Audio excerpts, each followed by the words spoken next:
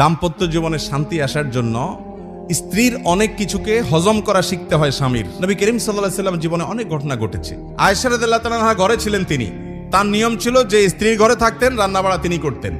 অন্য স্ত্রী এক বাটি খাবার দিয়ে একটা কাজের মেয়েকে পাঠাইছেন, খাদ্দামাকে কৃতদাসীকে পাঠিয়েছেন এক বাটি খাবার দিয়ে, তরকারি দিয়ে ধরেন। তো ভালো বুড়া রান্না করেছেন, রসুলের জন্য পাঠাইছেন। আয়েশা রাদিয়াল্লাহু তাআলা আনহা দরজা খুলে দেখলেন যে কাজের মেয়ে তরকারি নিয়ে আসছে আরেক স্ত্রীর ঘর থেকে। তো এই টাইমে যে কোনো মানুষই, যে কোনো মহিলারই মাথা গরম হওয়ার কথা, আমার বাসায় আজকে উনি থাকবে, আমি যা খাওয়াবো, তুমি আবার ওখান থেকে এক বাটি দিয়ে ভালো হওয়ার চেষ্টা করতেছো। উনি বাটিটা ধরে ছুঁড়ে ফেলে দিলেন। বাটির সব তরকারি তো গেছে, বাটিও দুই টুকরা হয়ে গেছে, কাঁচের বাটি ছিল। এই দৃশ্য নবী করিম সাল্লাল্লাহু আলাইহি ওয়াসাল্লাম দেখার পর উনি বাইরে হয়ে আসলেন, যা উঠান থেকে নিজের হাতে সে ভাঙা বাটিটা নিয়ে আসলেন। আনার পর একই শেপের একই ধরনের আরেকটা বাটি এই ঘরেও ছিল, আসলে তার ঘরে। ওই খালি বাটিটা নিয়ে কাজের মেয়ের হাতে দিয়ে বললেন, এটা নিয়ে ওই বাসায় চলে যাও এবং খবরদার মুখে তালা, এখানে কি ঘটেছে এর কোনো কথা বলা যাবে না, শুধু বাটিটা সেখানে ফেরত দিবা।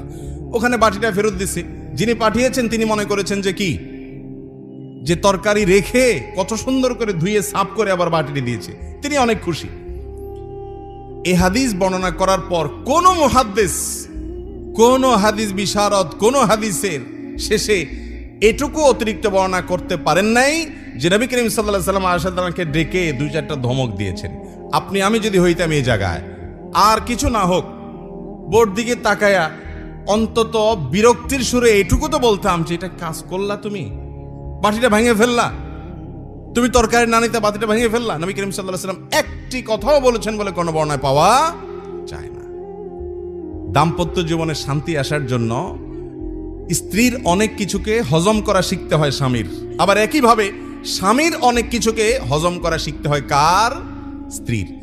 আজ আমাদের সমাজ ব্যবস্থায় ভোগ ভোগ ভোগ, ত্যাগের কোনো নাম নিশানা নেই, যার কারণে সবর কেউ কাউকে প্রতি করতে রাজি না।